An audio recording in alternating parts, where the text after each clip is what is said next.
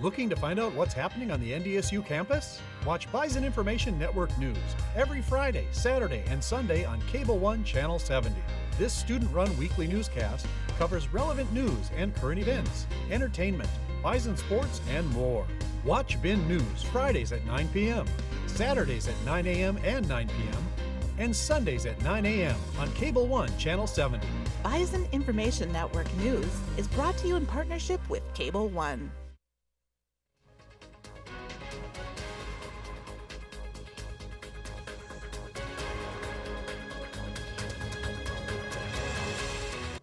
Good evening, ladies and gentlemen, and welcome to the first episode of X's and O's in the year 2019. We have some new anchors today. I am Joe Thompson. Hi, I'm Isak Dinesen. Happy to be here today. And today we're going to be covering a lot of things football. Later on in the show, we're going to be discussing the new 2019 schedule and 2020 schedule for NDSU football, as well as the new coaching hires that new head coach Matt Entz has made. But first, we're going to discuss the NFL playoffs and what they've done so far, what's happened between the wild card and the divisional rounds, and then we'll give a little bit of a preview for what we think is going to happen in the AFC and NFC championship games, and then maybe give a prediction for the Super Bowl. We'll see what happens. But first, Isaac, talk to me about the wild card game, starting with the AFC, Colts versus Texans. Well, it was a game that I know that when we were in Texas, you and Erica might have underrated the Colts a little bit. I was warning you guys not to sleep on the Colts, and what do you know? The Colts went out and took care of business. They were up 21-0 at one point in that game. They ultimately won 21-7, but it was because of Marlon Mack and his ability to run the ball and Andrew Luck's ability to make good decisions early in the game, and the Colts defense able to hang on late in that game, but they ultimately ended up winning that game in a pretty impressive fashion, and a lot of people didn't really see that result coming. I, for one, definitely didn't see that result coming. I didn't really follow the Colts this year. I knew they won 9 of their last 10 games to make it into the playoffs. I had no idea their offensive line was as good as it was. I knew Andrew Luck had pretty much returned to his form before the shoulder injury last year, where it was questionable whether or not he would play again. I was very surprised, but not like upset surprised that even though I got the prediction wrong. I was more pleasantly surprised because I did not think the Colts stood a chance, because the way I saw it, the Texans defense just outmatched the Colts offense. And maybe in name value, but I think what the Colts may lack in star power on defense, they make up for with consistency. They play a lot of zones. They're very fast. They're able to get to people in space, and they're able to. I mean, they shut out the New York Giants late in the season. That's not a very easy feat to do, shutting out a team in the NFL. So they were able to hone those skills in that wild card game. Yeah, that is a good point. Like, Colts defense, I didn't, like you said, name power-wise, the Texans have up on them. But the Colts defense was surprisingly good. And judging by what I saw for at least part of that game, we were shooting other stuff in Frisco before we actually got to sit down and watch part of that game. But it was surprising to see how the Colts defense just shut down Deshaun Watson, shut down DeAndre Hopkins, and basically shut down the whole Texans offense. But moving on quickly, let's get to Chargers versus Ravens. What do you think about that game? The result didn't shock me with the way the final score went out, at least. I thought the Ravens would have put up much more of a fight earlier in the game. The Chargers got out to that big lead, and it kind of seemed like that lead was insurmountable with the way that the Ravens were playing on offense. But at least Lamar Jackson and the Ravens were able to make it a game down the stretch. Yeah, I would agree. I was kind of surprised at the way Lamar Jackson played early on in that game. I thought he looked like a rookie quarterback, kind of completely out of his element. It was his first playoff game. He didn't really start an NFL game until much later on this season. And there were times where when I was like following the game on Twitter and some sports apps, that people were suggesting that they take Lamar Jackson out and put Joe Flacco in. Oh, my. Yeah. Which, all right. I mean, no disrespect to Joe Flacco, but he's not 2012 Joe Flacco. Sure, yeah, he's not sure Super thing. Bowl MVP Joe Flacco. But like you said, Lamar Jackson stepped up in the end and got them to within striking distance of potentially winning that game. It was close, but they just ultimately ran out of time and ran out of opportunities. But still a spirited effort. The Ravens should like what they have at QB moving forward. Yeah, I totally agree. I liked Lamar Jackson coming out of college. I thought it was a little bit disrespectful, not fully disrespectful for just a little bit, and how people wanted to move him to wide receiver instead of quarterback, even though he won the Heisman Trophy as a quarterback. Definitely looking a little silly now. Yeah, that we're it looks looking a back little silly. now. He didn't have the best of games in that wild card game, but I thought it worked out in the end. Let's move on ahead to the NFC wild card now. We weren't that far from there.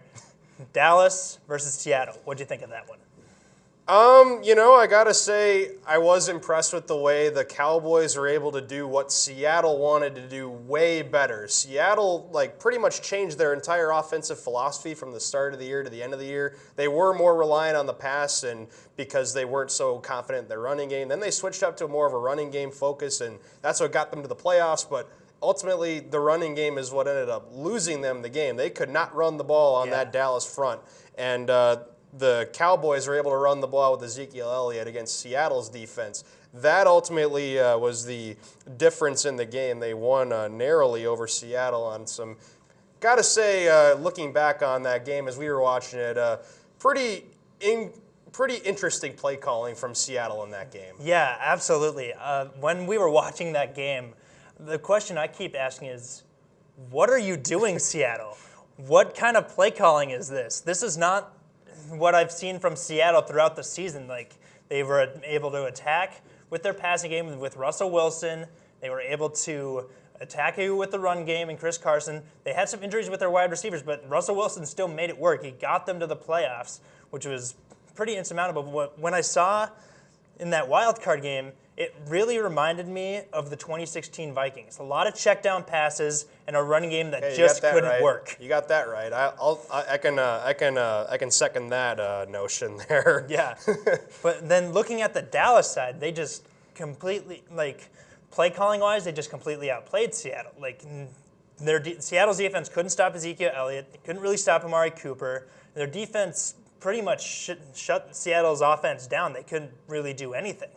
Got to agree with that, and definitely that was a good sign for Dallas, being able to win a playoff game. Though it was at home, being able to play the way they did on both sides of the ball definitely was encouraging as they headed into the divisional round. Yeah, but let's move to the other NFC wildcard game, the one that we tried to listen to on the radio as we were driving through South Dakota as we were listening as this game was going on. And it just wasn't working for us. The Westwood One affiliates, as we were going through South Dakota and southern North Dakota, as we were driving back up from Frisco, that was an interesting adventure, to say the least. But we were ultimately able to get the gist of what was going on for most live of the updates. time. I was trying to live update it as much as I could on my CBS Sports app, and you were doing the same thing with your ESPN app. But let's get into the game. Bears-Eagles. It was not a really good performance offensively for either team. No, and really, ultimately, the only thing that most NFL fans will remember from this game are two words: double doink. Double doink.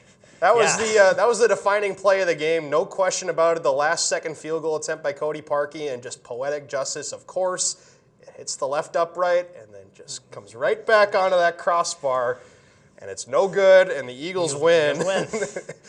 But here's the thing.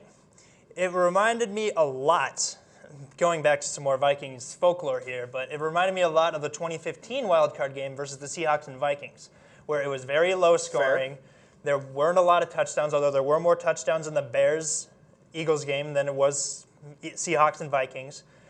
For the Vikings, what the Bears did in this wildcard game was quintessential Blair Walsh with the Vikings. He was the only reason that they scored as many points as they did. True. Blair Walsh made all his field goals until that 27-yard field goal that he hooked to the left. Can't dispute that. Although that ladder kick that you mentioned there, it's a closer field goal. Much closer. Yeah. But still, it ended up having the same outcome. It wasn't an exact carbon copy, but it was really similar. But let's move on to the divisional games now. We'll stick with the NFC for right now. Dallas versus Rams. That was pretty competitive for the most part, and then Los Angeles was able to pull away at the end. It was actually a good start by Dallas, but then the Rams just took control of the middle of the game. The Cowboys did make a little bit of a rally, but ultimately in the playoffs, most of these games come down to being able to stop the run, and Dallas just straight up couldn't. They actually, the Rams, according to my count, they ran for 273 yards. That's two a lot of running yards. backs with over 100 yards. Both C.J. Anderson and Todd Gurley, who's not even really, he didn't even seem like he was 100%. No. And he still had a good game against Dallas's lauded defense. So that was very surprising to me how well the Rams were able to run the ball in that game. Yeah, I was pretty surprised by what C.J. Anderson was able to accomplish. I always thought that he was one of the more underrated running backs in the NFL. Even with his time with the Broncos when he won a Super Bowl with them. Like, he was good, but he was never fully appreciated. And I think this game against the Cowboys, got to give credit to the offensive line of the Rams. They were unbelievable. On one of Todd Gurley's touchdowns, they had like a whole Grand Canyon of space to run through.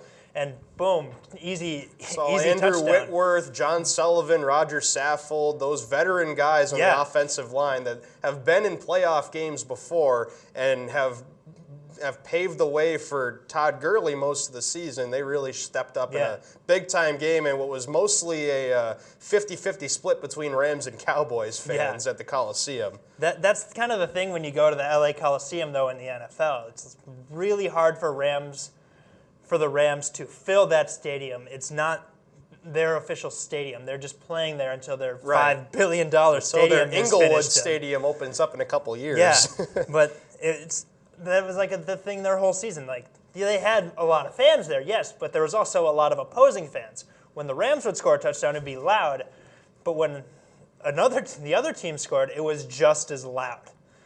But moving on to the other divisional game in the NFC, Eagles and Saints. Again, offensively, kind of slow. Slow, I'd like, say. Eagles got out to that quick 14-0 lead, and you were just like, oh my gosh, this is big game Nick all over again. It's like when Eli Manning was playoff Eli versus regular season Eli in a roundabout way. But what did you think of that game overall? I do find that parallel between Nick Foles and Eli Manning interesting, both of those playoff runs by the Giants. But anyway, like, it is impressive the way that New Orleans was able to step up after the 5-minute mark of the first quarter when the Eagles got out to that great start. Nothing. The entire rest of the game just, I can't really say utter domination because the Eagles did get some drives, but they were able to make the plays. The Saints are just able to make the plays, and New Orleans was not, or rather the Saints were able to make the plays, and the Eagles just were not able to make the plays. And they were able to. The Saints were able to just methodically, get drives whenever they were able to get the chance, and they were just plain and simple. They were able to finish, and the Eagles weren't. Yeah, I totally agree with you on the fact that even though the Eagles got out to that 14-0 lead early, it was kind of scary when I saw that when I started watching the game. But then when I started getting into the game, and I saw that the Saints really buckled down. They got that touchdown, which they desperately needed, and it was kind of just smooth sailing from there. Saints really took over.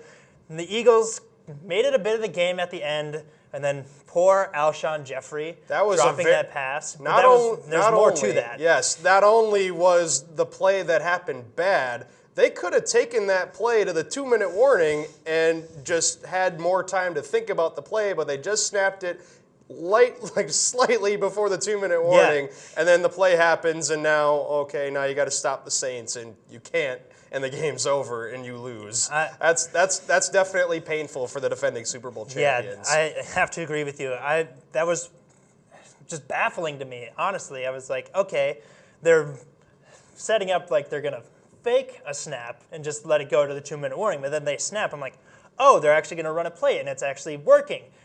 Nick Foles threw a good ball. It hit Alshon right in the hands. He just missed it. It went right to Marshawn Lattimore.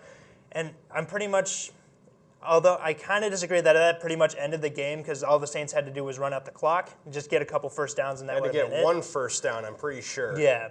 But after that interception, the game was pretty much over. The only way the Eagles were going to get the ball back is if the Saints fumbled, which they likely weren't going to do. Or if they punted the ball and they'd have it with 10 seconds left. Which but you can't really. You can't have too many. You can't have two miracles like that. You got to get a touchdown, and you got to travel 60+ yards in 10 seconds. That's virtually impossible. But let's move ahead to the AFC divisional round games. Let's start with Chiefs versus Colts. Now, I didn't catch too much of this game live at all, but the result doesn't surprise me. The Chiefs have been one of the best teams in the league all season long, and they're at home, and they're in the cold against a dome team, and they just took care of business. Yeah. No bones about it. The Chiefs didn't even record a passing touchdown. Mahomes led the league in touchdown passes this year. No passing touchdowns, but they're still able to get it done because they have plenty of dynamic playmakers that can finish the job inside the red zone for the Chiefs. Yeah, I thought that game was interesting because Patrick Mahomes, did he even throw a touchdown No, pass? he didn't. He had a rushing touchdown, but there was no passing touchdowns really from Patrick Mahomes, which is what we're used to seeing, obviously, with all those weapons you got out there, like Tyreek Hill and Sammy Watkins, Travis Kelce. We're used to seeing the passing game thrive a lot, but the run game was what ultimately finished the job for Kansas City. And then really quickly, let's just quickly go through Chargers-Patriots because that game was pretty much what we expected. Nothing to see here. It was just ho-hum, Patriots up by a lot. Total domination. Phillip Rivers still hasn't beaten Tom Brady. Just move on. Yep. But looking at the AFC Championship game, Chiefs versus Patriots, the weather is supposed to be really cold in Kansas City, which may or may not favor the Patriots because they're used to playing in cold weather, but we'll see what happens. The Chiefs do have home field advantage. And it's not like people in the KCMO area aren't used to cold anyway. Yeah. It is going to be what we would consider still up here in Fargo, North Dakota, is still pretty cold. It's supposed to be the day before, like in the negatives for a low, but it's still going to be a considerable difference from what you're used to playing as an NFL player. But yeah, certainly I wouldn't count out the Chiefs too much, but you still have to give leeway to Tom Brady and the Patriots just because they've been there for 8 straight years now. Yes. That's not supposed to happen in the modern NFL. No, not at all. And then NFC Championship game, 2 high-powered offenses, Rams, Saints. Who do you got? Well, actually, believe it or not, both of those teams are the top 2. The Kansas City's the number 1 offense, but the Rams, they have the number. They have one of the top 2 offenses in terms of yards and scoring. Yeah. So I think, but still, it's going to be very hard for New Orleans to lose this game, largely because they're at home. I mean, home field, especially when you have a dome like that reverberates all the noise and there's so much going on. The fans are into the game, and you have such a hard offense to defend. Both teams have good offenses, as they proved when they played against each other in the regular season. But I think that New Orleans' defense is just better than the Rams. The Rams, again, they're one of those teams that have a lot of name power on defense, but statistically they didn't have a very good 2018. Mm-hmm. The Saints were second in the NFL against the run this year, and that's going to be important as the Rams are coming off a very, very good rushing performance against Dallas. Yes, and then right before we go to break, who do you have in the Super Bowl as of right now with the final 4 teams remaining, and who do you think is going to win it? I'd like to see. It's been a pretty easy, although you got to admit, like both the 1 and the 2 seeds, both in both conferences have advanced to this point. You'd almost like to see both 1 seeds advance, but I don't know if that's going to happen just because the Patriots have been to the AFC Championship game before. I have what might have been what a lot of people were saying the Super Bowl could have been last year. I think I got Patriots versus Saints in the Super Bowl. Okay, I'm going to have to go with what I went with in Frisco. I think it's going to be Chiefs-Saints. I think the Chiefs are hot right now. They're riding the momentum of Patrick Mahomes. He's got so many weapons. Tyreek Hill, Sammy Watkins, Travis Kelce. It's still got a pretty solid run game. Defense is still suspect, but so is the Patriots' defense. I think you got to go with Chiefs and Saints. And then ultimately, battle the 2 MVPs in the league with Patrick Mahomes and Drew Brees. I think veterans pull it out. I think Drew Brees and New Orleans Saints take the Super Bowl 53 in Atlanta. And we're going to take a quick break, but when we come back, we're going to discuss a little bit about the NDSU 2019 and 2020 schedules, and we'll also take a look at some of the new coaching hires from head coach Matt Entz when we come back.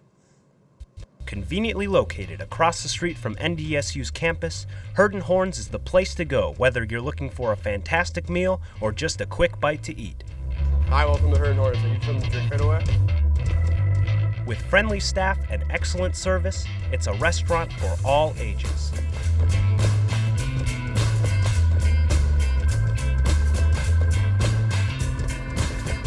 Herd Horns, your home for great food and Bison sports.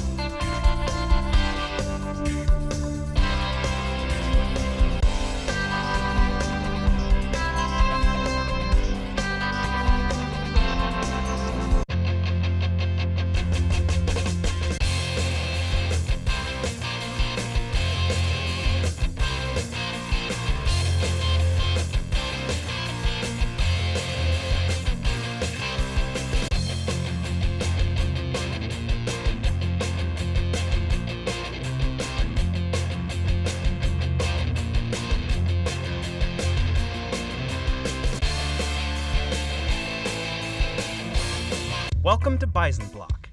If you are an NDSU student, you know it well. It's located right across the street from campus. How would you like to live in the same building as Starbucks, Jimmy John's, and Herd Horns? Bison Block offers high-quality apartments at a very affordable price.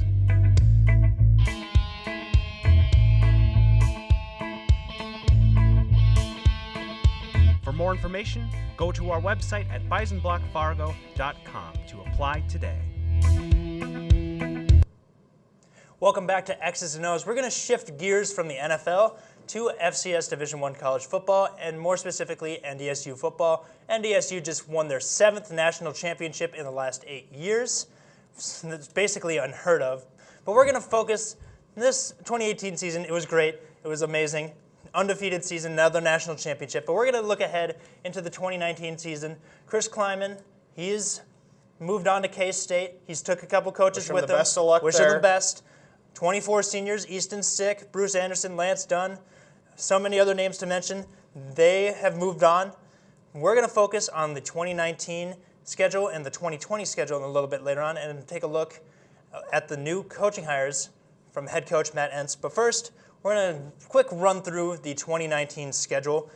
First game is going to start at Target Field in downtown Minneapolis as the NDSU takes on Butler, and then move on to the first official home game of the year versus UND, University of North Dakota Fighting Hawks. Long-awaited, long-hyped game. They haven't played each other in 4 years.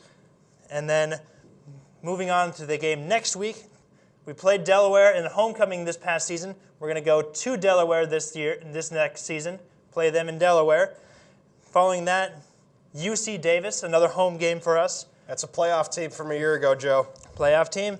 And then moving into October, the Bison traveled to Illinois State, play the Redbirds.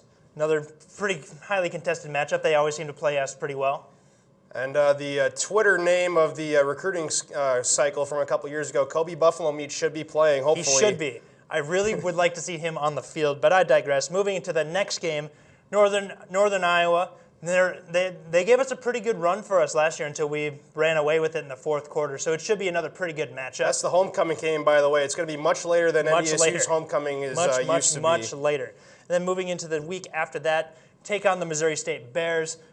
It wasn't really much of a game from what I remember this past season. Missouri State has not been a very good Missouri Valley team for a while, Yeah. and unless something drastic happens like Indiana State this year, might be seeing a little bit more of the same. Not really expecting too much from that game. But the next game should be a good one. We're going to Brookings, South Dakota State, the Dakota Marker game. We just got the Dakota Marker back. You know South Dakota State, you know the Jackrabbits are going to be looking to get the rock back. No doubt about that. It's a difference. It's a difference in atmosphere, especially when you're trying to get it back on your home field. Yeah, and then following that, into the November part of the schedule, NDSU travels to Youngstown State. We don't really know if Bo Pelini is going to be there. Has there been any sort Haven't heard anything. Haven't heard anything.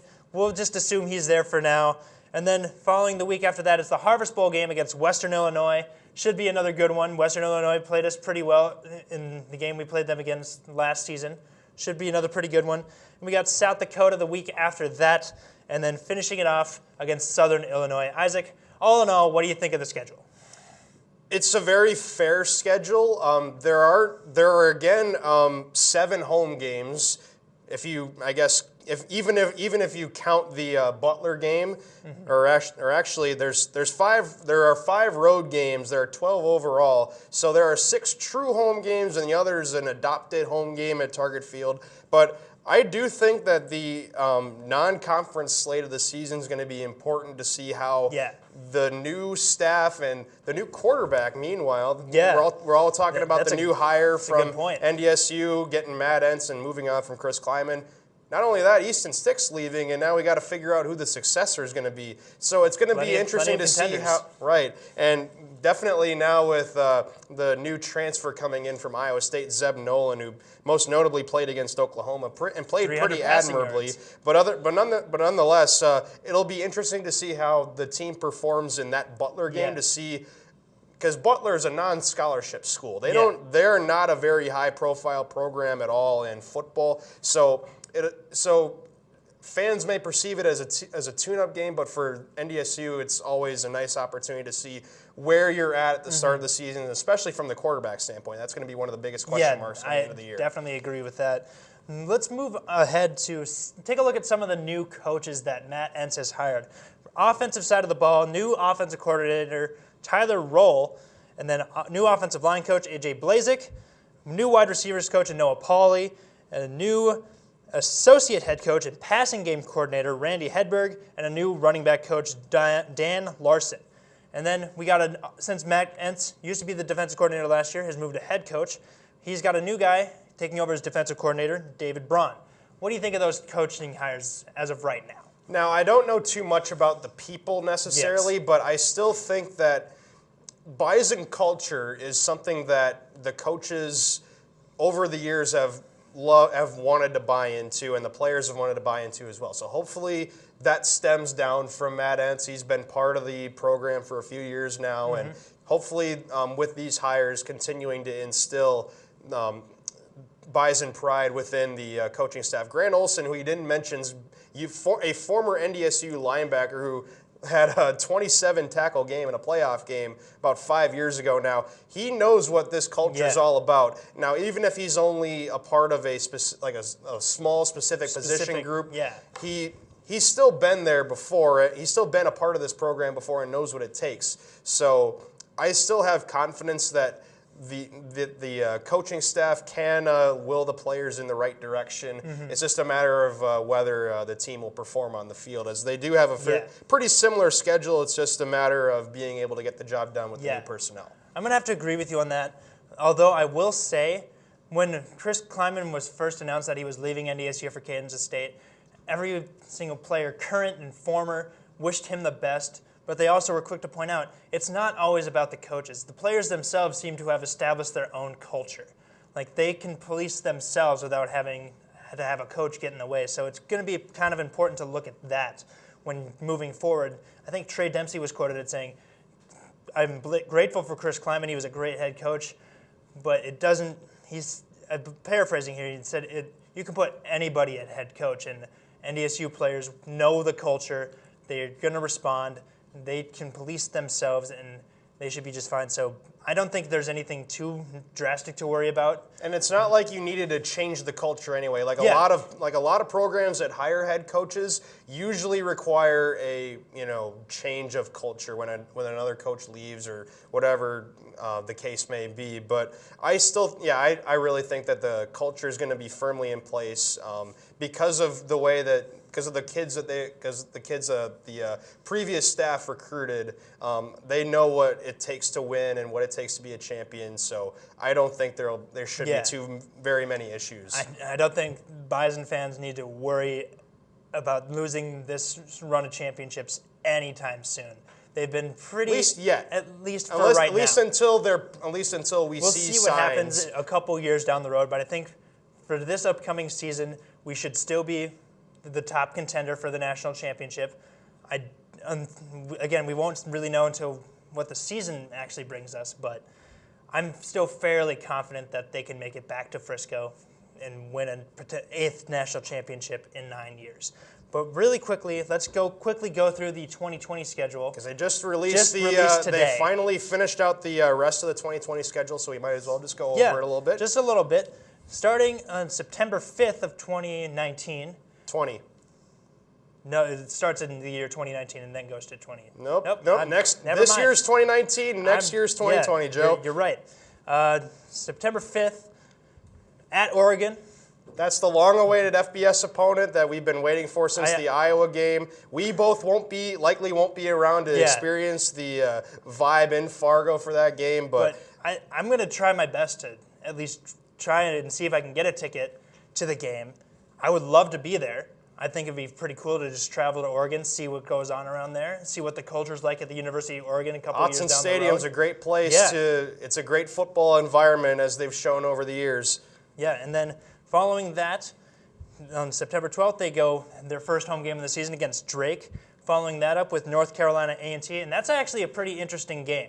Not very many people may pay attention to them, but they're a good FCS program. They just don't play in the playoffs very much because they're a historically black college, and they have their own set of rules with their conference. So they're usually playing in the Celebration Bowl, which usually takes place along the same time as the FCS semifinals.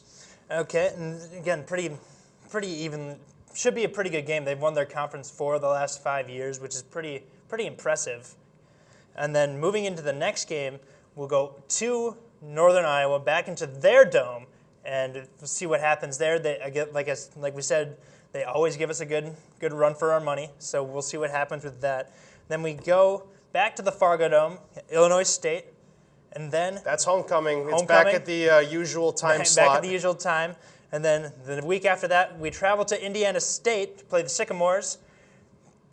Are they on the up and up? They had a good story last year, just ultimately were outside the playoffs. They won 7 games in the Missouri Valley, which is still pretty good. Yeah. But the problem for them was they played a D2 school on their schedule, and that ultimately really hurt them. They were one of the biggest snubs, I thought, a lot of people thought, from the FCS playoffs. There were only a couple Valley teams in the playoffs. Yeah. And Indiana State was rumored to be one of the ones that should have been in, but ultimately they weren't, and that's the way it is. It's the way it works sometimes. But moving into the next game, it's South Dakota State, Dakota Marker back at home. We don't know what's going to happen in the 2019 season, but we'll see how it goes. Nonetheless, regardless it's going to be a good game. Regardless of personnel, NDSU, SDSU, it's always a good one to pay attention to. And then following that, they go to play Youngstown State again. Then on Halloween night, they travel to Missouri State. A little disappointed that it's not. We were talking a little bit before the show. We were a little disappointed that the Halloween night game is not going to be in Fargo. I thought that would have been pretty entertaining considering how lively the student section can be. But I digress. Then they get a late bye week late in the season, which is always nice. And then they go and play UND again. UND is moving to the Missouri Valley Conference in the next couple years. So it's going to be pretty exciting. We get to play them much more often than we do. It's their official first conference game against NDSU in 2020 there. The game against UND next season is going to be when UND is an independent in the FCS. Yes. And then the last game of the regular season, we travel to Vermilion, play South Dakota, play the Yotes. Should be another pretty good one. Obviously, we're not going to get too in-depth with this schedule because you never know we got what to can play the happen 2019 schedule first, but Yep. It's going to be... Never know what can happen in 2 years in college football, Joe. Absolutely. Well, that's going to do it for us. Thank you guys so much for watching. Be sure to catch the regular newscast tomorrow night at 7 o'clock. First live newscast of the spring semester. It's going to be a pretty good show. We got a lot of coverage from the Frisco. We got some great stories happening right here on the Bison block and a whole lot more. For Bison Information Network, I'm Joe Thompson. I'm Isak Dinesen. And we'll see you next time.